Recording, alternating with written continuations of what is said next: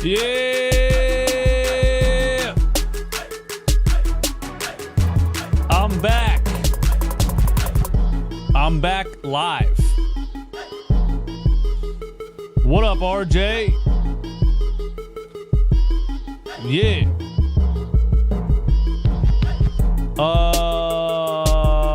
Run it back, Nation. What is good?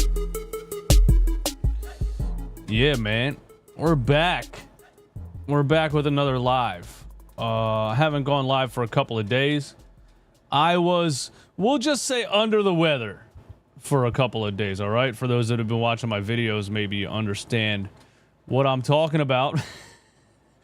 But it took me, realistically, a couple of days. I feel like myself today, all right? I feel energized.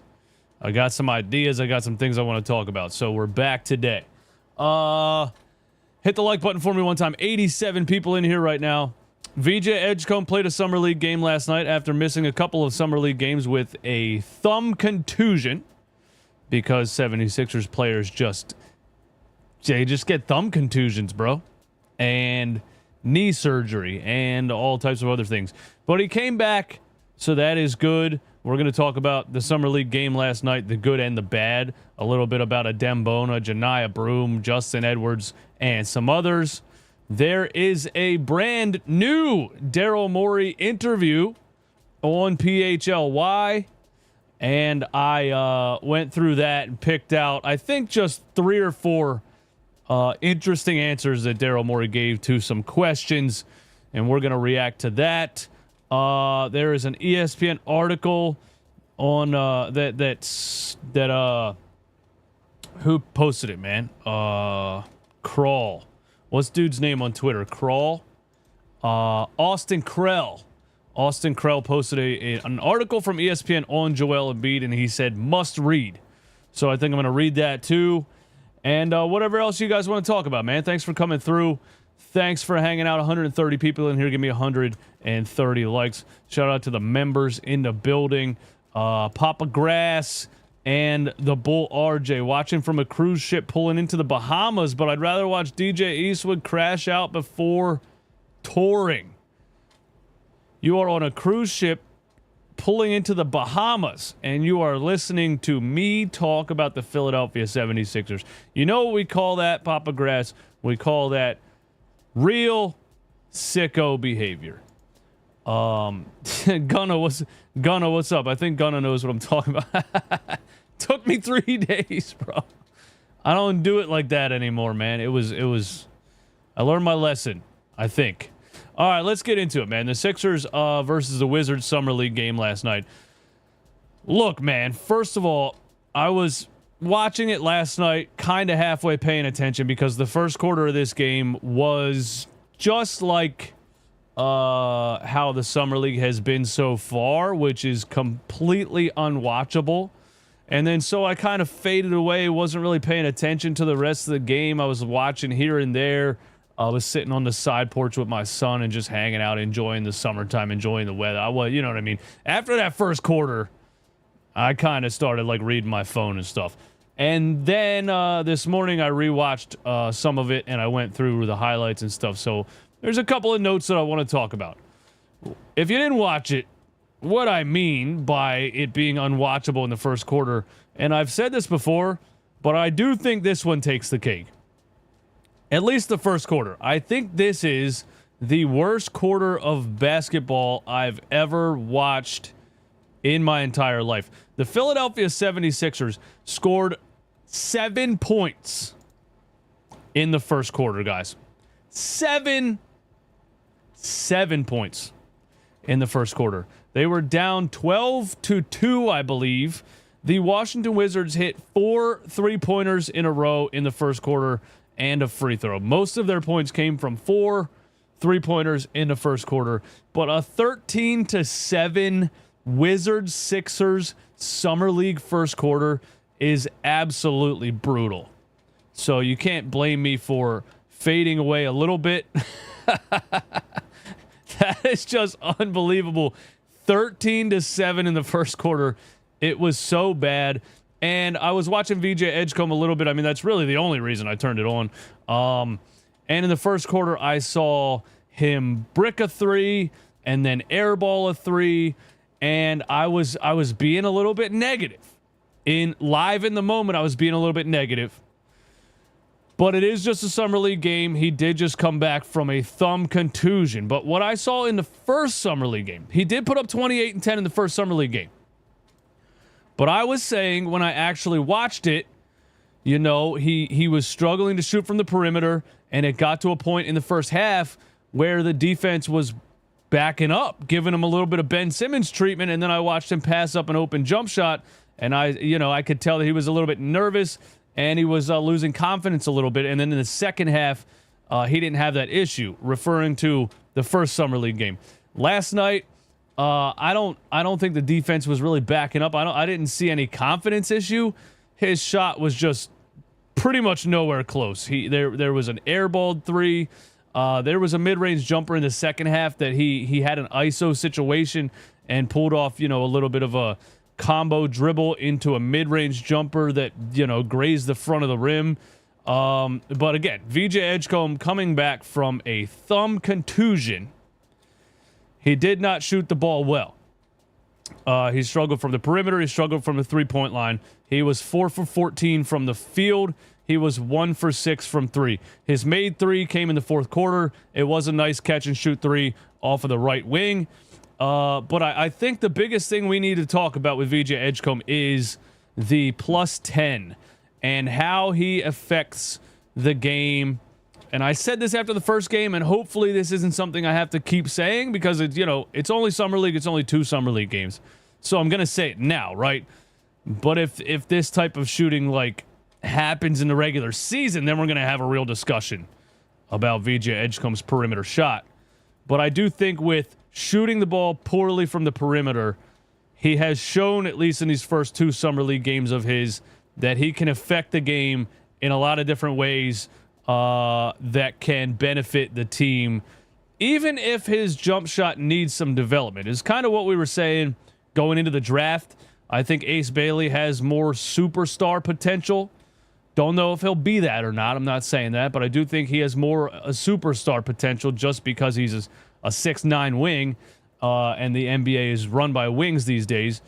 But VJ Edgecombe has the ability to affect the game and be a role player in the first couple of years of his career, and also has the potential to be a star player. But I think he has the ability to affect the game and help the 76ers win now while he develops. And he showed that in his first 2 summer league games. The first quarter, he had a nice play where he got a rebound, ran in transition, and hit a Luma on an assist, just for an example of the kind of things you're going to see from VJ Edgecombe this season. Even if his shot is struggling, he's a guy that can grab the ball off the rim, sprint down the floor faster than everybody. He showed his speed last night a couple of different times. And he has the ability to, share the rock and draw the defense in and kick it out and things like that. And that was a play last night that stood out to me. There was a drive on the right side where he thought he got fouled, but he also got rejected by the rim, and then the ball bounced in. And some VJ Edgecombe pages on Instagram wanted to collab with my Instagram page showing this play as a highlight, I guess. And I was like, that was maybe the ugliest dunk I've ever seen in my life. And people were sharing it on Twitter. You guys remember the play I'm talking about? When he drove to the right side and tried to slam it, and he really got rejected by the rim and the ball bounced in.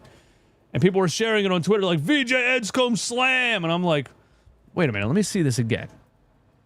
Nah, he got rejected by the rim, dude, and the ball bounced in. That's not really a highlight dunk. And then I made a joke. I was like, the 76ers drafted a guy with a 48-inch vertical, and he forgot how to dunk immediately. Hopefully that's not true, but that would be very, very 76ers if that happened. And a play in the fourth quarter for VJ Edgecombe where he was outside the three-point line, and maybe he came around a screen, or maybe it was on a little bit of a fast break. I don't really remember. But it was an in-and-out dribble with the left hand and just shot to the rim, past everybody, just lightning quick. So he showed signs of Flash-esque, right? Some people compare him to potentially Dwayne Wade. He showed signs of potentially having that level of speed. So I like that. But, you know, again, Summer League, he's coming off a thumb contusion. I don't think you can really take anything away from that with his poor shooting. Maybe his thumb is still bothering him. Probably just a rhythm thing. You know, nerves. Hasn't played for a couple games. Has to get into the groove and things like that. But there's my take on VJ Edgecombe's second Summer League game. There was a play in the first quarter by Jalen Hood-Schifino that I think should get him removed from the Summer League team and possibly banned from playing in the Summer League ever again. This is Jalen Hood-Schifino's third Summer League appearance, third year in the Summer League. He, 2 games ago, put up a goose egg in 30 minutes, somehow, some way. Last night, in the first quarter, Jalen Hood-Schifino had the ball in traffic in the paint. He got slapped on his left hand with the ball in his hands. The defender didn't knock the ball out of his hands. I'm telling you, bro, if you didn't see this, go back and watch it. And I wish I could show you. He was holding the ball with 2 hands. He got slapped on his left hand. Still had the ball. He dropped the ball to yell at the official. Jalen Hood-Schifino dropped the ball in the middle of the lane full of traffic to yell at the official. I swear to God, bro.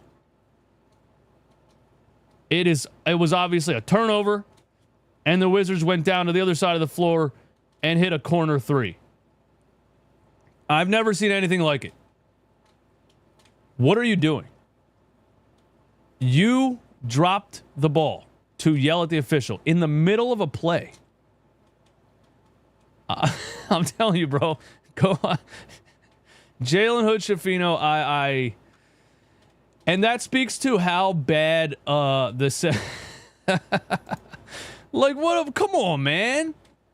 Dude, you're trying to show yourself during the Summer League.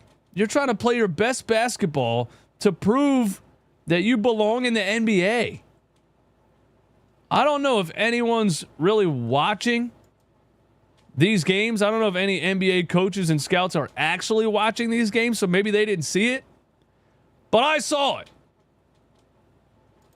That kind of just speaks to how depleted the 76ers roster was at the end of last season, because we were getting heavy, real NBA minutes from Jalen Hood-Schifino. And I don't know, man. He has the tools. Sometimes he shows flashes of ability. I think he's kind of a head case, man. You know what I mean? And I think he's holding himself back from a potential NBA minutes by doing things like that. What else did I have on this game? Janai Broome looked good.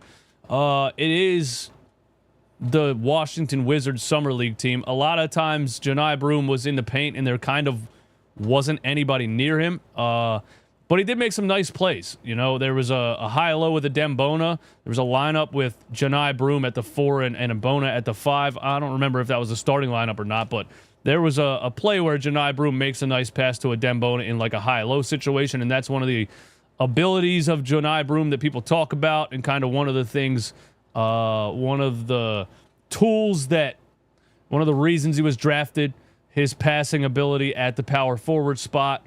He had 14 and 10, 10 rebounds from Janai Broome is a good thing because the 76ers can't rebound. So I don't know if he can do it in the NBA. We will see. But at least Janai Broome in this Summer League is showing his rebounding ability, his positioning. I think I said it after the first Summer League game that he gets great position on the rebounds. He's probably the only player on the 76ers roster that fundamentally rebounds. So that's nice. Even if Janai Broome can't do it in the NBA because of his lack of size, athleticism, and speed, I think maybe he could be a good guy in the practice facility for the 76ers, to maybe get guys to want to rebound a little bit. If Janai Broome is busting your ass on the boards in practice, maybe it'll, make you want to rebound a little bit. I'm not really sure. Now that I think about it, who would he be practicing against that we want to be rebounding? Because we want Joel Embiid to be rebounding, and Joel Embiid doesn't practice. So after I said that, I was thinking like, wait, who would Janai Broome even be practicing against that he could help them improve their rebounding? I guess Adem Bona. Adem Bona doesn't really have fundamental rebounding either. He has size and he can jump out the gym. That's how he gets his boards. So maybe Janai Broome can help Adem Bona. I guess we'll go there. Maybe Janai Broome can help Adem Bona be a better fundamental rebounder. What else did I want to say, man? Adem Bona, speaking of which, finished this game with 6 blocks. 6 blocks. It was Adem Bona's blocks were probably the highlights of the entire game and really kind of the only fun thing to see in this game. They were monster blocks. Like Adem Bona, and we saw it in his UCLA highlights, and we saw flashes of it in the NBA last season. The game where he blocked LeBron James and Bronny in the same game. There's a screenshot of him in the air about 12 feet over Bronny James's head, waiting to block his floater. He had some blocks like that in this game, and I hope his ability to guard the rim is noticed by Nick Nurse and Daryl Morey, and he actually gets backup center minutes. Adem Bona in this game had a block with his left hand that was kind of a hesitation block. The player drives on the right side, tries to lean in for contact. Adem Bona, instead of jumping on the lean in or, jumping too soon and fouling, had the awareness to wait for the offensive player to put the ball up, and then he blocked the shot with his left hand. So I think a play like that shows Adem Bona's growth as far as body control, patience, and that could equate to less fouling for Adem Bona, because that's the thing that everybody talks about with Adem Bona. The apparent reason Nick Nurse couldn't play him at all last year until the whole team was injured was that he would foul out. He did have 4 personal fouls in this game in 28 minutes, so I hope that doesn't negate everything I'm saying right now. But he did have a play, at least a single play, that showed me he has a little bit more body control, a little bit more patience, and he's reading the ball a little bit better to try to block shots without fouling. And if Adem Bona can block shots without fouling, he is the backup center. I would love to see him develop a little bit more of an offensive game. I think he's slowly developing a little bit more of an offensive game. We've seen it, flashes of him shooting threes in warm-ups and a couple of dribble moves and things in warm-up and practice situations.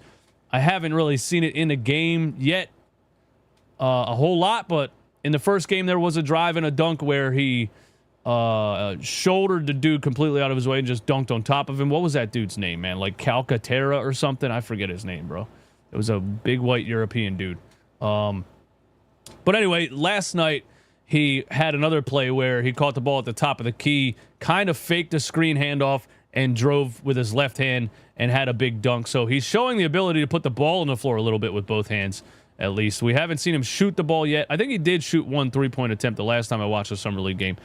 But I think Adem Bona is developing a little bit of an offensive game. Slowly, probably take him a couple years before we really see something like that consistently, especially on the NBA level.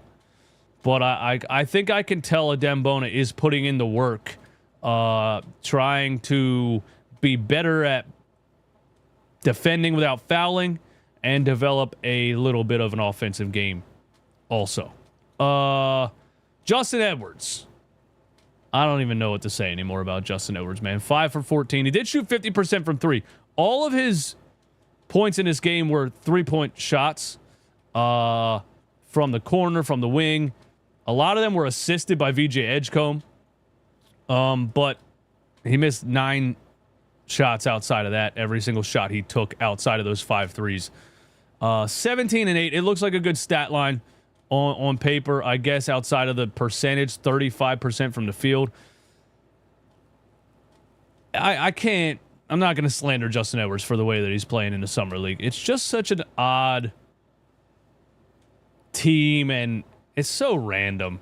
Some guys benefit from the ability to ISO in the Summer League when there's not a whole lot of strategy going on and there's not really like a game plan or a playbook or anything like that. And some guys don't look so good when they're in situations like this. And I think that's Justin Edwards in this Summer League so far. Maybe Justin Edwards in this Summer League is kind of like Kelly Oubre and Caleb Martin in the beginning of last season, right? Where they were brought to the team to play a role, and then everybody was injured, so suddenly Kelly Oubre had to come up with a bunch of ISO scoring, right? And his percentages plummeted because he's just not really that guy. Maybe that's what we're seeing from Justin Edwards in this Summer League, where, you know, he averaged 15 points per game the last 20 games of the regular season last year.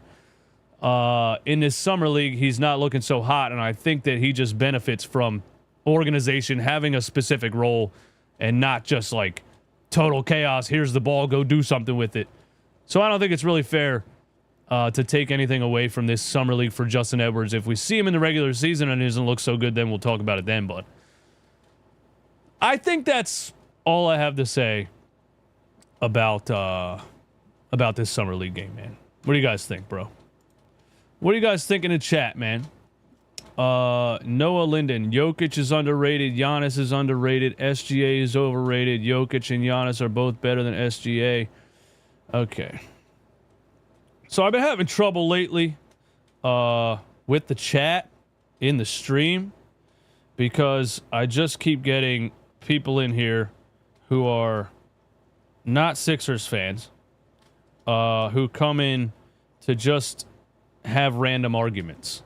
And the goal of the chat is to give your opinion on the topics at hand and kind of, boost the show a little bit for me to be able to go to the chat and see people's opinions on the topics that I'm discussing.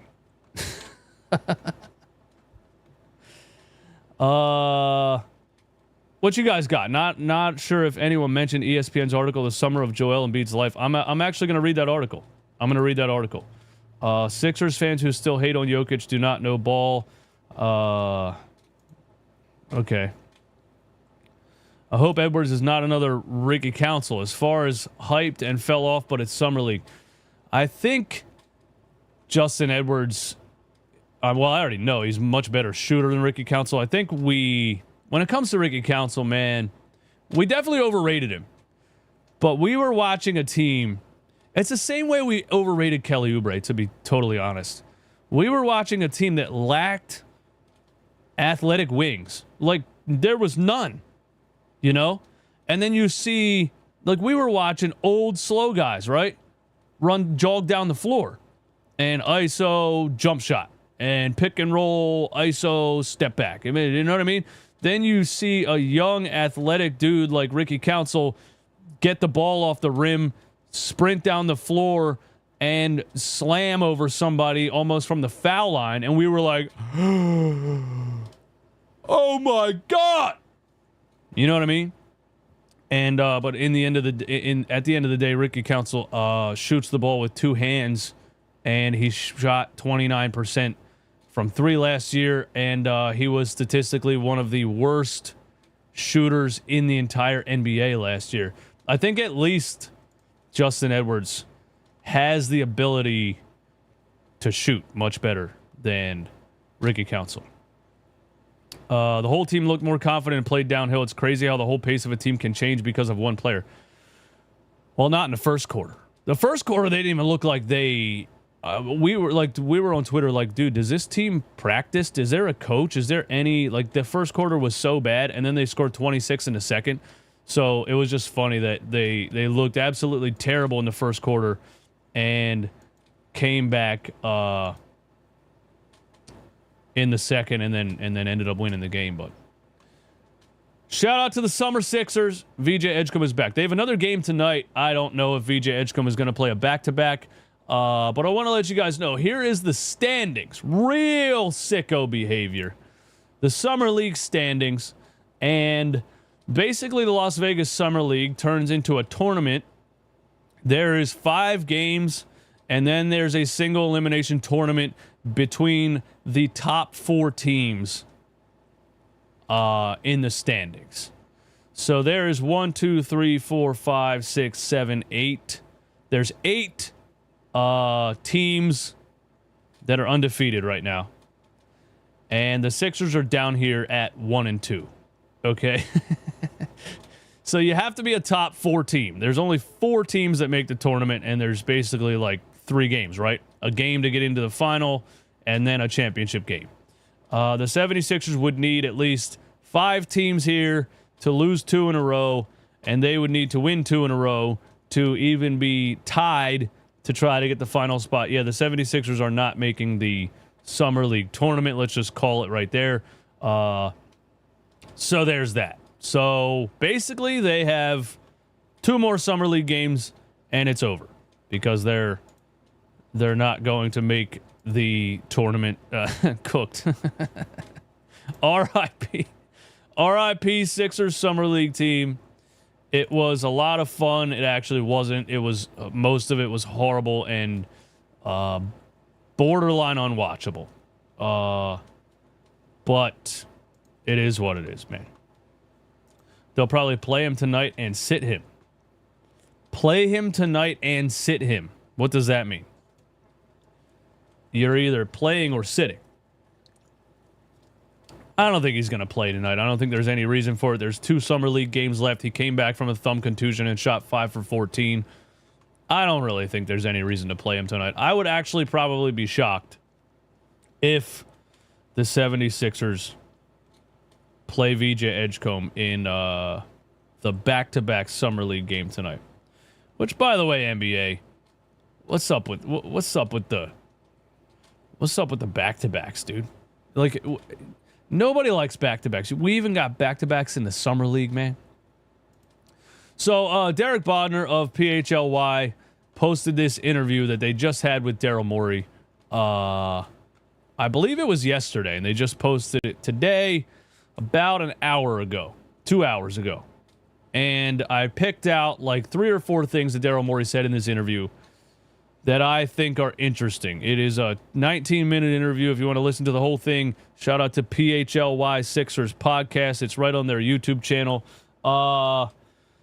Let's start at 5:40, where Kyle asks Daryl Morey if there's anything tangible he can point to that will tell Sixers fans it's going to be different this season. And I want to say that Daryl Morey should really prepare ahead of time for these kinds of things. No, I guess I respect the fact that he just shows up and tries to give honest answers. But sometimes the questions catch him off guard, and his answers don't sound like he really knows what's going on. That might be unfair to judge because, again, I think he's just showing up and answering questions and trying to be honest. But here's the question and here's the answer. Spot, and Janai is sort of a part of that. Yeah. Speaking of Joel's health, obviously coming into last year, you guys felt not 100% confident, but felt pretty good about where you're at. You gave him the extension in part because of what you were hearing from doctors.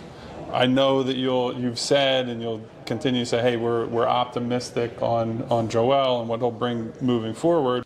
They have been saying that for over a year now. You're right. We're optimistic. But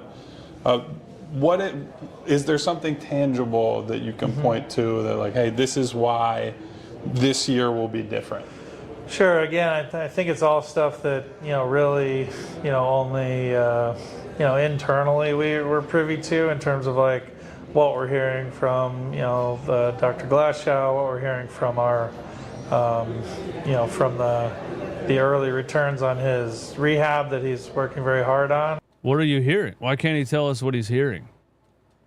So it's only internally what we're hearing from the doctors. We're basically not going to tell you what we're hearing from the doctors. You know, from the early returns on his rehab that he's... What are the early returns on his rehab? Why can't you tell us? Working very hard on.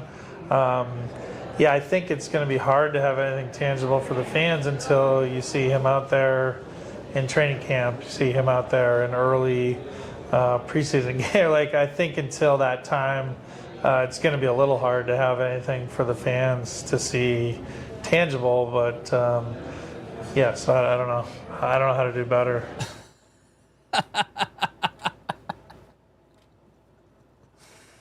Dude, I'm not shitting on his answer because I don't really think there's anything he could say. But you probably shouldn't have said, I don't know. Because the media is going to run with that, bro. The media is going to run with that. They're just going to post, Daryl Morey said, I don't know, when Kyle Neubeck asked him.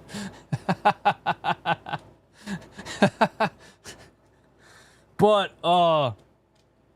I wish he could, you know, disclose what the early returns are on his rehab. But he said, basically, we're not going to tell you that. We're going to keep that internal. And he did say, you know, I won't have anything for the fans until you see him at training camp. Joel Embiid, of course, was not participating in training camp last year, didn't participate in the preseason, didn't play in the first game of the season, and basically didn't play the whole season. So at least Daryl Morey is telling us they expect Joel Embiid to participate in training camp. We'll see. He also said preseason. When's the last time we saw Joel Embiid in preseason, man? Joel's not ramping up yet. When's the last time we saw Joel Embiid in the preseason? I don't remember. The next one is at 7 minutes. Okay, it's right after this one, where I don't remember what he said, but let's listen. Yes, I don't know. I don't know how to do better. I don't know how to do better. Except that. So. Well, I guess. See, just little sound bites that, like, I know he didn't mean it in the way that it sounded, but I don't know how to do better is a funny thing for Daryl Morey to say. You know, there have been a lot of players. There have been some success stories on players who had serious injuries and maybe serious doubts who have come back and been major contributors. Thinking back to like Brook Lopez a little while ago, even Kawhi at this point last year. I hate these comparisons to Brook Lopez and Kawhi Leonard. Is there something like that you can look at and say, like, of the success stories, this is like a commonality between them, or something that makes us feel like they can exceed those expectations? No, There can't be. that's actually a really good question on how we sort of look at it as well, which is like, yeah, what is the sort of the rate at which, you know, guys with roughly similar, you know, injuries, roughly similar, you know, age, all those kinds of things. And yeah, I mean, like the success rate is actually pretty good. Like, you know, The success rate of people with similar injuries to Joel Embiid at the similar age is actually pretty good. I find that hard to believe. Let's ask James Harden if Daryl Morey's telling the truth here. Daryl Morey is a liar, and I will never play for it. rate is actually pretty good. Like, you know, bigs have done a little bit better than you might expect. I think maybe that's just... Bigs have done a little bit better than you might expect. You're telling me 7'2" guys with 4 knee surgeries have come back at the age of 31 a little bit better than we expect? I don't believe that. You know, Brooks a good example, a guy who transitioned his game. We don't see Joel having to do that. I gotta make some new mods for the chat, bro. I mean, there's things that you should know that you obviously can't say in a YouTube chat,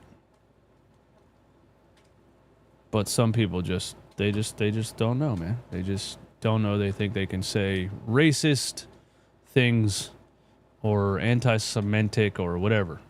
Anyway, but there's been quite a few. You mentioned some. I think Brooke, for example, I think played no more than like 40 or 50 games for like 5 straight seasons, and then played 75 plus games for 2 straight seasons. So even when he was older, so there are good examples, there are bad examples. We think the overall success rate's pretty good.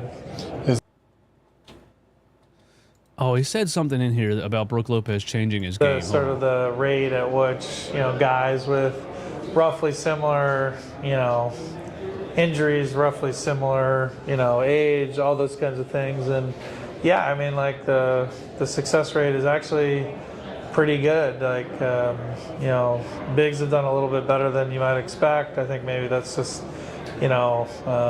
Brooks a good example, a guy who transitioned his game. We don't see Joel having to do that.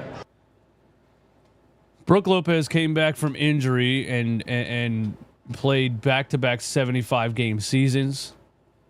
But he's pointing out that Brook Lopez transitioned his game. Brook Lopez in Brooklyn was a big scoring center, agile, active on the block. He still is, but he definitely transitioned his game to more of a perimeter player and playing off of Giannis and being a catch-and-shoot three-point guy while being an interior defender and shot blocker.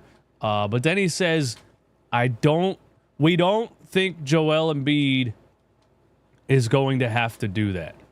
So at least according to Daryl Morey, for Joel Embiid to play through his contract in 2029, he's not going to have to transition his game at all. We've been saying for a long time now, right, that for Joel Embiid to last for 5 more years in the NBA, he's going to have to morph into like a Tim Duncan style of player. He's going to have to be less lateral moving. He's going to have to be less jumping and shot blocking and chase down blocks. He's going to have to stop trying to dunk on people. He's going to have to play the game a lot more grounded because he has the skill to do that. I think that makes sense. Daryl Morey is saying, we don't think Joel Embiid is going to have to transition his game at all. So somehow Daryl Morey believes that Joel Embiid is going to come back and play the game the way that he was playing it his MVP seasons, where he was running up and down the floor, blocking shots, and scoring 35 points per game. I do not believe that. Let's ask James Harden if Daryl Morey is telling the truth here. Daryl Morey is a liar, and I will never play for a team that he is a part of. We don't see Joel having to do that. But there's been quite a few. You mentioned some. I think Brooke. All right, what else we got? There's something he talks about the Sixers rim protection here. That's the last thing I want to talk about with this interview. I think he talked about a lot of stuff. Gave a lot of boring AI chat GPT answers. But at 10:40. He talks about the 76ers rim protection and the center rotation. I think. Looking like study time. Yeah, except I can't find the right lecture notes. Oh, your laptop can find it. Power of Intel inside. Cool. I wonder if I could find my roommate. Here. Find it faster with the new Copilot Plus PC powered by Intel at Best Buy. Examples like that. If there's now 3 more of those teams next year, that'll shift things a little bit more. They were asking him about, if the Indiana Pacers team and other teams like that have been winning with depth have influenced the way that he wants to build a team. And he basically said no again. Constantly trying to learn. And a lot of it's just like, how do we best use the personnel we have, where we hopefully have 4 very top guards in the league. Hopefully we can, get the elite rim protection we had planned on with Joel healthy. Drummond healthy, Bona healthy. If all three of those guys are healthy, we should be in pretty good shape. I was really looking forward to the 76ers trying to trade Andre Drummond this season. Daryl Morey's blaming Andre Drummond's terrible play last year on the fact that he was injured. Was he really injured? Wasn't he out with like a stubbed toe at one point? And he kind of listed the three centers off the top of his head as Joel Embiid, Andre Drummond, Bona, and he's talking about rim protection. Bruh. Joel Embiid struggles to guard the rim. Well, he did last year. I mean, I guess what you could say he's hurt, okay. Andre Drummond can't guard the rim. Even when he's healthy, Andre Drummond can't guard the rim. He can't move. Bona, I think, is the only player on this roster that can guard the rim. And Daryl Morey's talking about Andre Drummond being healthy and helping us with rim protection. Drummond healthy, Bona healthy. If all three of those guys are healthy, we should be in pretty good shape rim protection wise. But we went into last year and we ended up having almost no games of Joel, no games of Drummond, and Bona was able to develop, which was nice. So, and then Paul, I think, you know, we really need him to get back to being Paul, and things are looking optimistic there. We need Paul to get back to being Paul, and things are looking optimistic there. A day after it was announced that he hurt himself in practice and had to have knee surgery. A day after it came out that Paul George hurt himself in a practice drill and had to have arthroscopic knee surgery. Daryl Morey says, we need Paul to get back to being Paul, and things are looking good there. Get back to being Paul, and things are looking optimistic there. Things are looking optimistic there. Why can't see, this is exactly why, and I'm not trashing PHLY, but this is exactly why players, coaches, GMs do interviews with these companies who are owned by bigger companies and have it in everybody's best interest. Like, Daryl Morey would never do an interview with me because I would make him answer the question. Yeah, Kyle knows it. Look at Kyle's face. Kyle ripped into Paul George a couple of times last year. But I feel like there's a limit probably to what they're allowed to ask him and if they're allowed to, like, you know, poke at his answers. Daryl Morey would never do an interview with me because what he just said is just anybody can say that, right? Paul, we need Paul to get back to being Paul, and things are looking optimistic. You got to follow up right there. What things have you seen from Paul George for you to say things are looking optimistic? Because didn't he just get injured last week and had knee surgery? Daryl Morey would never do an interview with me. I think that's all I got on that interview, man. Thank you to PHLY for posting that. If you want to listen to the whole thing, go to PHLY Sports on YouTube or podcasts and all those types of things. Get Mike Miss every day to interview. Exactly. Mikey Miss's interview with Daryl Morey was crazy, bro. He did not hold back at all. What else we got to talk about, man? Paul George. Speaking of Paul George. Speaking of Podcast P. There's a clip from his podcast that's going a little bit viral on the internets the past day or two, where he said, basically, during free agency, I would not have signed with the Charlotte Hornets. My career would have been over. Thing where, because, listen, if I'm a free agency, I'm not picking Charlotte just because there's no winning culture there alone. Right. Regardless, Charlotte is an amazing city. Yes. Would love to play for it because of the city. Like, I could see myself living there. But in terms of a basketball standpoint, I'm not going out. Like, my career over with if I go there. Dude, I'm so blown away. I think I'm blown away by. I think here's what confuses me so much about Paul George doing a podcast. See, he's having discussions with people. He seems like he assumes that these conversations are only in this room. But and a lot of people reply to me all the time when I trash Paul George about podcasting, and they say, "Oh, he's not allowed to have conversations with his friends in the office." It's not about have all the conversations with your friends that you want. You're recording it into a microphone and then you're blasting it out to the world. You see what I'm saying? Yeah, he's allowed to have conversations with his friends, but doing a podcast, you're intentionally recording things to put out to the world. But then he has these kind of conversations and says things as if he has no idea that these things are being put out onto the internet by the producer of the fucking podcast that he's on. I think it blows my mind. He says things in a context that just seems like he thinks it's just him and these two guys having the conversation. You're intentionally putting it out on the internet.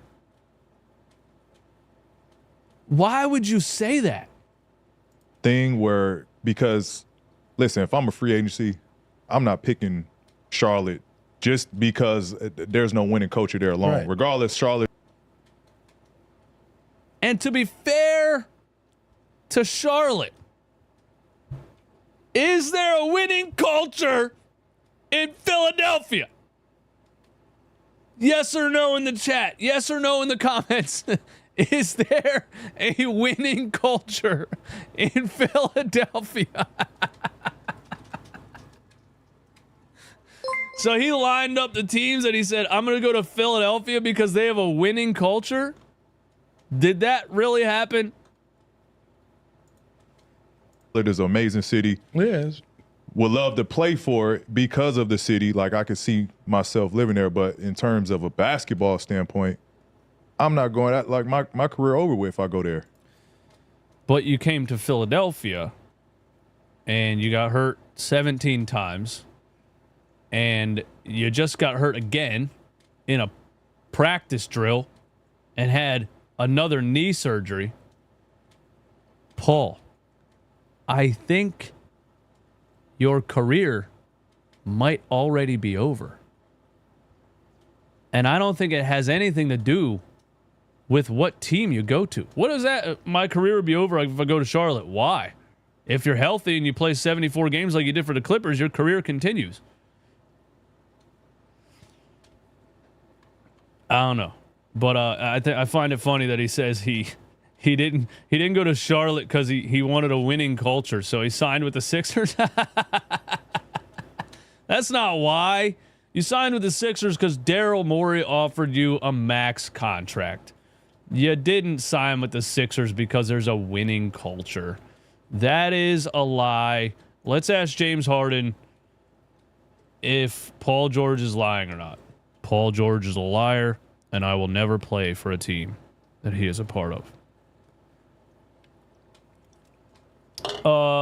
Let's read this ESPN article on Joel Embiid that everybody's talking about, guys. Oh, this was posted, and people are asking me or they're asking everybody, kind of, is this true? Somebody on ESPN labeled the Paul George and Joel Embiid contracts as two of the worst contracts in the NBA. Paul George don't realize his career is over now. Hopefully he proves us all wrong, man. But Philadelphia is ready to, it's just not, you can't have a season like you had last season and then talk on a podcast all summer about how winning culture and me this and me that and me this and me that. And then he can't come into this season and do what he did last season. Philadelphia fans will absolutely destroy him. Listen to this. Philadelphia 76ers are built on a flimsy foundation. They are built on a foundation of 2 max players who might be the 2 worst value contracts in the NBA.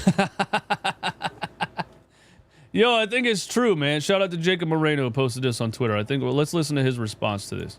I can't say that I agree with this take just yet, but we're dangerously getting to that point. Like Tim McMahon said, Joel Embiid and Paul George, it's not about the talent, it's about the value and the injuries, especially in light of Paul George's injury that was announced yesterday and the arthroscopic procedure he had to get. Next season, Paul George is going to be making $51 million, and in 2026-27, Joel Embiid's extension is going to kick in, which pays him around $60 million, and that only ascends the next few years.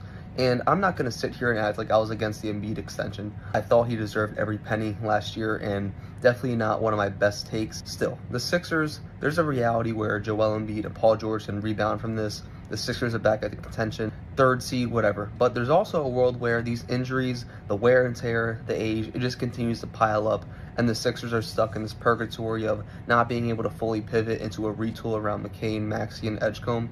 So it is a very interesting time, and I do believe that in a sense this coming season is going to be make or break for Philadelphia.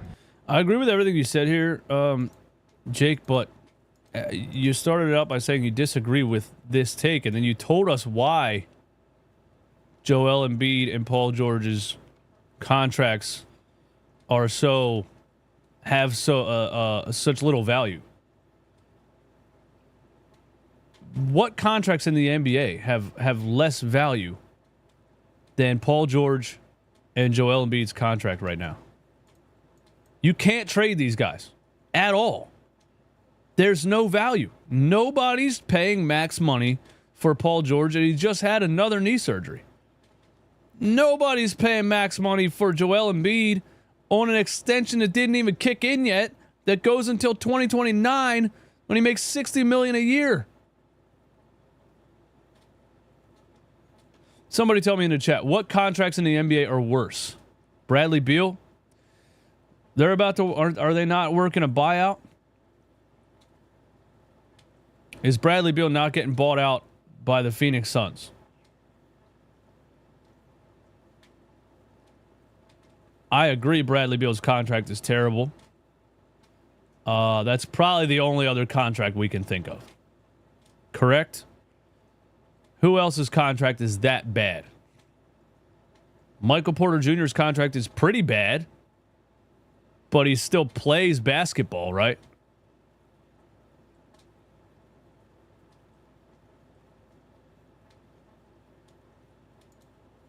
He didn't say that. He was talking about other players going to Charlotte. He said, if I'm a free agent, I'm not picking Charlotte because there's no winning culture and my career will be over. He said, y'all gotta listen up, bro. Drew Holiday? Nah, I can't put Drew Holiday in there, bro. He's a 2-time champion. He just won another championship with the Boston Celtics, man. He's a two-way point guard that changes the whole structure of a team, and he's still really good. Jamal Murray's contract? All right. Maybe. But he plays at least, right? Zion Williamson? All right, Zion Williamson. Okay, Bradley Beal and Zion Williamson. All right, let's see what ESPN said about Joel Embiid, man. Austin Krell says, absolute must read on Joel Embiid at ESPN this morning. Very personal and detailed, brilliantly done, and it's titled Joel Embiid Sees You.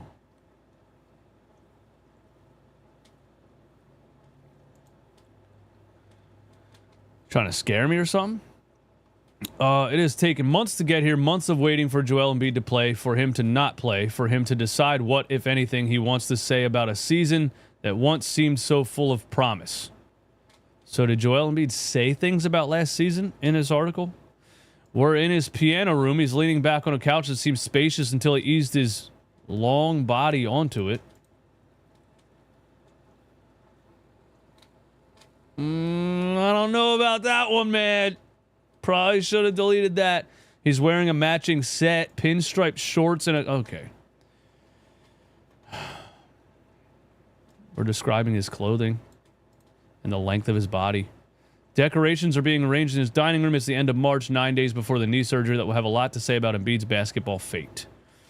He used to have fun with interviews before he ever played a game in the NBA. While he spent 2 years on the shelf rehabbing from surgeries to his right foot in the summer of 2014-15, he was the media darling. I remember that. He was Joel Embiid. He did. Oh, it is from an interview.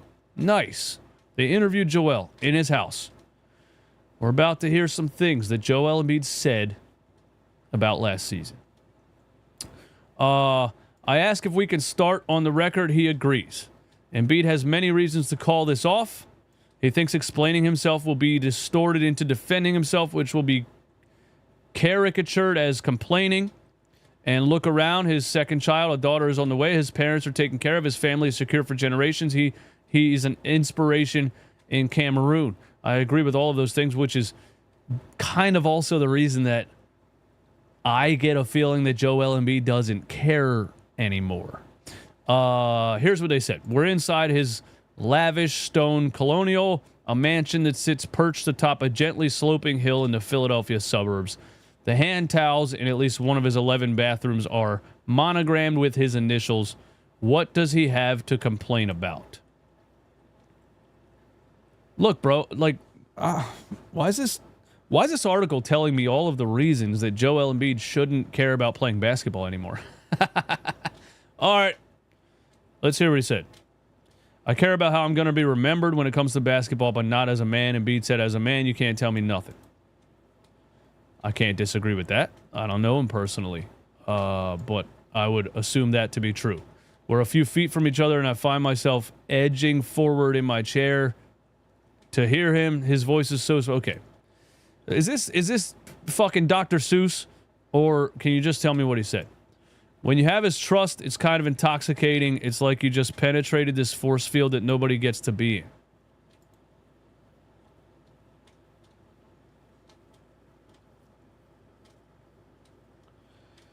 Am I having trouble with keywords, or is long body, edging, and penetrating the three words that just are... Okay, let me grow up.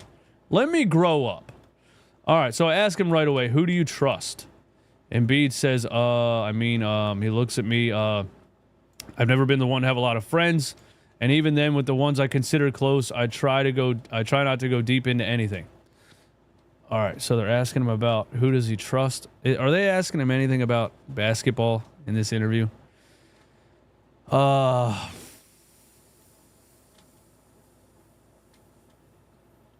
Let's see. He has a reputation of not being a good texter. He reaches for his phone, more than 9,500 unread texts and 875 missed calls. I just can't do it, he says. I can't respond to everybody. Okay, I like to troll a lot. I asked him how he found a rhythm after starting 0 for 7 from the field in a post game. During his freshman year at Kansas. What is this? What is this article? Dude, I love Joel Embiid. I think he's one of the most skilled big men I've ever watched. But this article is making him sound like Dalai Lama. Like, bro, you're acting like you're interviewing somebody that changed the world.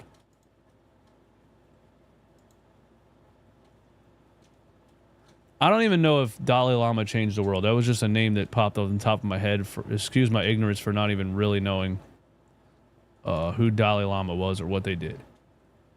But this guy is interviewing Joel Embiid as if he's interviewing somebody that changed the world. Let's see. Embiid's conduct, his public statements about playing to honor his brother's memory. I've done way too much for this city, putting myself at risk. I've done way too much for this city to be treated like this. He was talking about that Marcus Hayes article where Marcus Hayes talked about Joel Embiid's late brother, and he should not have done that, and he almost got beat up for it. Let's see. Okay, so they're talking about the article and how he was mad, locker room altercation, take a sentimental journey. I don't think there's anything in here about basketball. It's just a guy asking Joel Embiid about his life as if he survived the Holocaust. Shout out to Anne Frank. Wait, did she survive? Should I have said that? I still see a lot of people bring it up. Okay. The Brooklyn series 2 years ago is a perfect example. By the summer of 2014. Yeah, I'm out, bro. I'm out. I'm out. I don't know why.